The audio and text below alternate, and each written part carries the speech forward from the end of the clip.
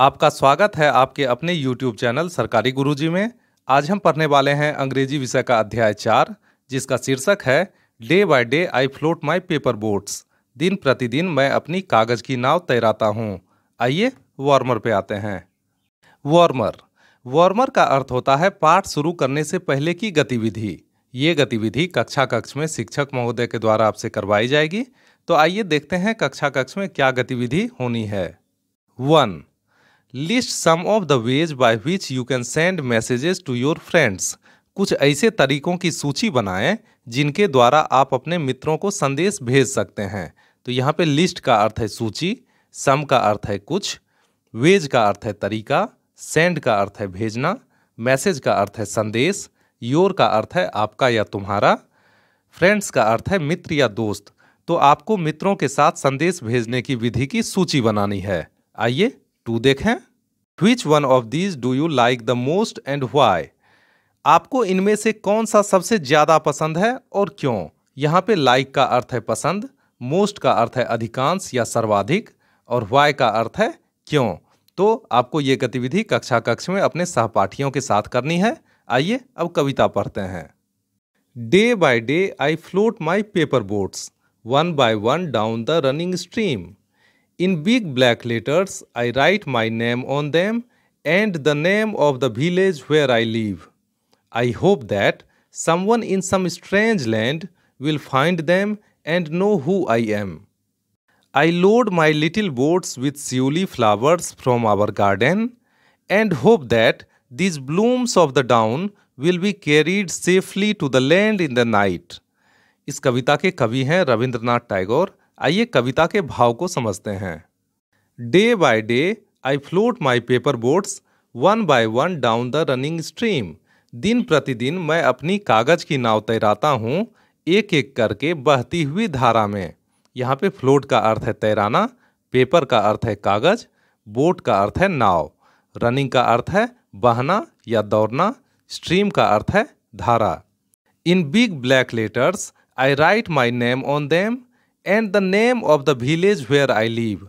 बड़े काले अक्षरों में मैं अपना नाम लिखता हूँ और मैं नाम लिखता हूँ अपने गांव का जहाँ मैं रहता हूँ। यहाँ पे बिग का अर्थ है बड़ा, ब्लैक का अर्थ है काला, लेटर का अर्थ है अक्षर, राइट का अर्थ है लिखना, नेम का अर्थ है नाम, विलेज का अर्थ है गांव, वेयर का अर्थ है जहाँ, लिव का अर्थ है रहना।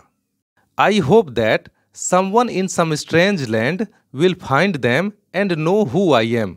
मैं आशा करता हूँ कि कोई अपरिचित व्यक्ति किसी अपरिचित स्थान पर उन्हें ढूंढ लेगा और जानेगा कि मैं कौन हूँ। यहाँ पे होप का अर्थ है आशा, समवन का अर्थ है कोई व्यक्ति, सम का अर्थ है कोई, स्ट्रेंज का अर्थ है अपरिचित, लैंड का अर्थ है स्थान या क्षेत्र, फाइंड का अर्थ है खोजना या ढूंढना, देम का अर्थ है उन्हें, और नो का अर्थ है जानना। I load my little boats with shiuli flowers from our garden. मैं अपनी छोटी नौका को हरसिंगार के फूलों से भर देता हूँ, लाद देता हूँ, जो कि हमारे बगीचे की है। यहाँ पे लोड का अर्थ है लादना या भरना, लिटिल का अर्थ है छोटा, सियूली फ्लावर्स का अर्थ है हरसिंगार के फूल, आवर का अर्थ है हमारा, और गार्डन का अर्थ है बगीचा। And hope that these blooms of the dawn will be carried safely to the land in the night. और मैं आशा करता हूँ कि सुबह में तोड़े गए ये फूल सुरक्षित तरीके से किसी दूसरे स्थान पर रात में पहुँच जाएंगे। तो यहाँ पे होप का अर्थ है उम्मीद या आशा, ब्लूम्स का अर्थ है फूल, डाउन का अर्थ है सुबह, लैंड का अर्थ है स्थान, और नाइट का अर्थ है रात। इस प्रकार हमने इस कविता के अर्थ को जान लिया। आइए आगे बढ़ते हैं। वर्ड्स टू नो, शब्द जिन्हें हमें जानना चाहिए। तो वर्ड्स का अर्थ है शब्द, नो का अर्थ है जानना। तो आइए शब्दों को जानते हैं। Float, FLOAT float. फ्लोट का अर्थ है धीरे धीरे बहना या तैराना। Move slowly on water. Running, RUNNING running. Running का अर्थ है बहता हुआ, इसे इंग्लिश में हम फ्लोइंग भी बोलते हैं। Stream, STREAM stream. स्ट्रीम का अर्थ है दरिया या सरिता, a small narrow river. Strange, STRANGE strange. Strange का अर्थ है अज्ञात, इंग्लिश में हम इसे अननोन भी बोलते हैं। ब्लूम्स, BLOOMS ब्लूम्स, ब्लूम्स का अर्थ है फूल, इंग्लिश में हम इसे फ्लावर्स भी बोलते हैं। डॉन, DAWN डॉन, डॉन का अर्थ है भोर, इंग्लिश में हम इसे डे ब्रेक भी बोलते हैं। इनके अलावा और जो भी कठिन शब्द हैं उन्हें आप वीडियो डिस्क्रिप्शन में देख सकते हैं। आइए आगे बढ़ते हैं। The shiuli flowers mark the arrival of goddess Durga. हरसिंगार के फूल देवी दुर्गा के आगमन की प्रतीक होती हैं। यहाँ पे मार्क का अर्थ है चिन्ह या प्रतीक, अराइवल का अर्थ है आगमन, गॉडेस का अर्थ है देवी। These autumnal flowers have a mild fragrance and are white in colour with an orange stalk. इन शरद ऋतु के फूलों में हल्की सुगंध होती है और ये नारंगी डंठल के साथ सफ़ेद रंग के होते हैं। तो यहाँ पे माइल्ड का अर्थ है हल्का, फ्रेग्रेंस का अर्थ है सुगंध, स्टॉल्क का अर्थ है डंठल। ऑटोमनल फ्लावर्स का अर्थ है शरद काल में खिलने वाला फूल।